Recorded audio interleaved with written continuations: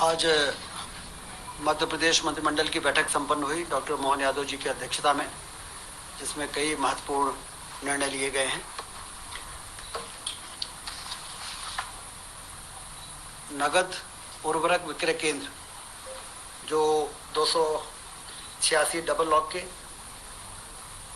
विपणन समिति के 141, विपणन समिति के से संबंधित 121 जो केंद्र ऑलरेडी संचालित थे, उसमें 254 नगद नए उर्वरक विक्रय केंद्रों की स्वीकृति आज दी गई है। जिससे कि हम लोग हमेशा ये बातें आती थी कि लंबी लाइनें हैं, खाद खरीदने में किसानों को समय लग रहा है, परेशानी हो रही है।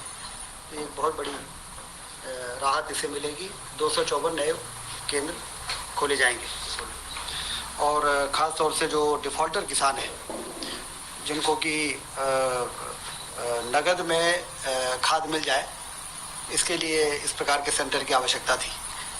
तो ये एक निर्णय हुआ है।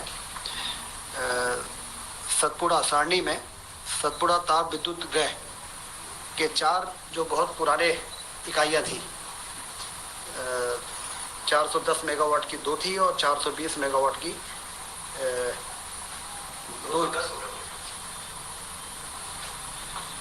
830 मेगावाट टोटल जो है उसको डीकमीशन किया जाएगा। 410 थे, वो 205 के 2 थे, 410 हो गए, और 210 के 2 थे जो 420 मेगावाट हो गए। तो इनको डीकमीशन करके और 660 मेगावाट जो क्रिटिकल थर्मल पावर प्लांट कहलाता है, सुपर क्रिटिकल, जो इफिशिएंसी के मामले में सबसे बेहतर पावर प्लांट होते हैं, तो इसको रिप्लेस करके और 660 मेगावाट का पावर प्लांट लगाने की अनुमति दी गई है। थर्मल ही है, कोल लिंकेज ऑलरेडी है। तो ये जो पुराने 40 साल पुराने हैं, जिनका पीएलएफ वगैरह बहुत कम हो जाता है, चलते चलते पुराने हो जाते हैं, सुपर क्रिटिकल में अलग से एलोकेशन की जरूरत नहीं पड़ेगी। अलग से एलोकेशन की जरूरत नहीं पड़ेगी। नहीं, कोल लिंकेज जो हमारा है उसी से ये पावर प्लांट लग जाएगा। मेडिकल कॉलेज में जो असिस्टेंट प्रोफेसरों की भर्ती की आयु सीमा 40 थी, उसको बढ़ा के 50 किया गया है, क्योंकि तेजी से मेडिकल कॉलेज खुल रहे हैं। और जो एसआर शिप करने की आयु सीमा है वो 45 है। एसआर शिप करने के बाद ही असिस्टेंट प्रोफेसर के लिए लोग अप्लाई कर पाते हैं। तो इसलिए 40 से 50 साल की आयु सीमा आज कैबिनेट ने बढ़ाई है, जिससे हमें असिस्टेंट प्रोफेसरों को मिलने को की नियुक्ति में अब ज़्यादा आसानी हो जाएगी।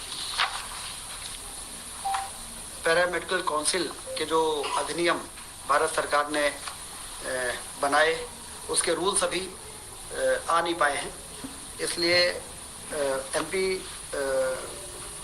पैरामेडिकल काउंसिल के नियमों को एक बार फिर से यहाँ पर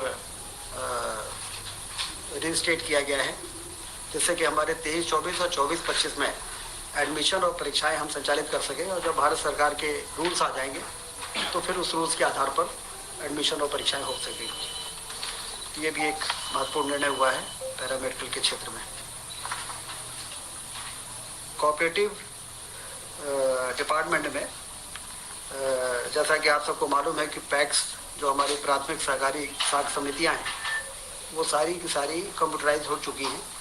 हमारे रजिस्ट्रार ऑफिस डीआर और जेआर के ऑफिसेस को भी कंप्यूटराइज करके और पैक्स समितियों के साथ और हाउसिंग की जो सोसाइटीज़ हैं, प्राइवेट जो सोसाइटीज़ हैं, उनको इंटीग्रेट किया जा सके, सारी इन्फॉर्मेशन हमें समय समय पे और मिलती रहे।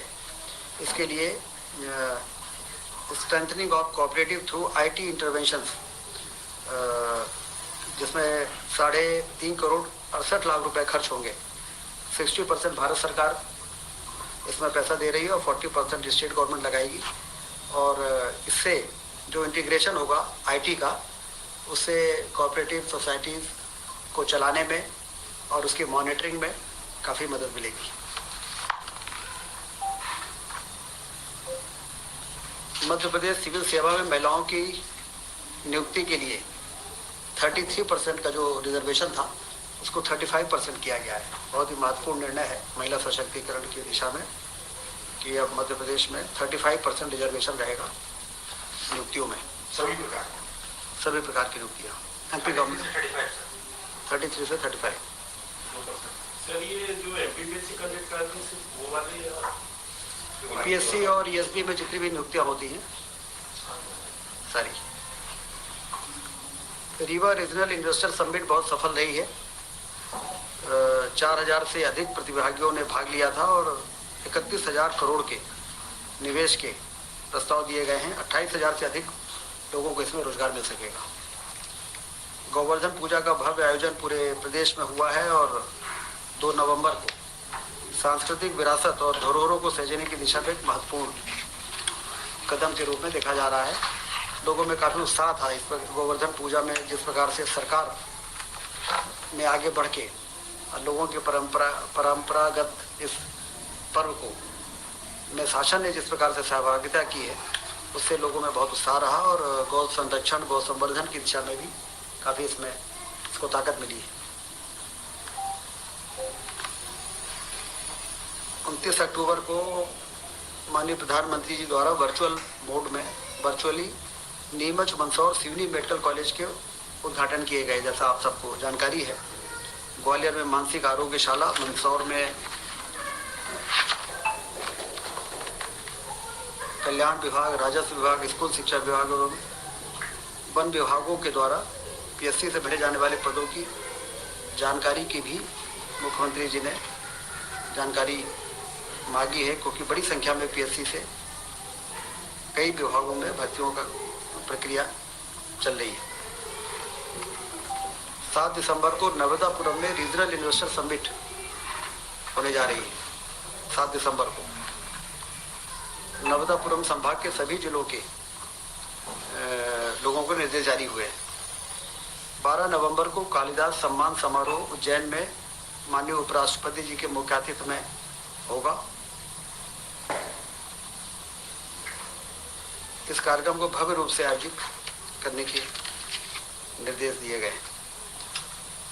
कुल मिला के आज मध्य प्रदेश की कैबिनेट ने, जैसा कि आपने देखा कि चाहे वो स्वास्थ्य विभाग हो, चाहे वो सहकारिता विभाग हो, चाहे वो अन्य विभाग हो, महत्वपूर्ण निर्णय आज लिए हैं और मध्य प्रदेश तेजी के साथ अपने उन लक्ष्यों को प्राप्त करने के लिए आगे बढ़ रहा है, जिन लक्ष्यों को प्राप्त करके हम प्रदेश की आर्थिक स्थिति को भी मजबूत करना चाहते हैं और हिंदुस्तान में एक अग्रणी राज्य के रूप में स्थापित होना चाहते हैं। ठीक है, नमस्कार।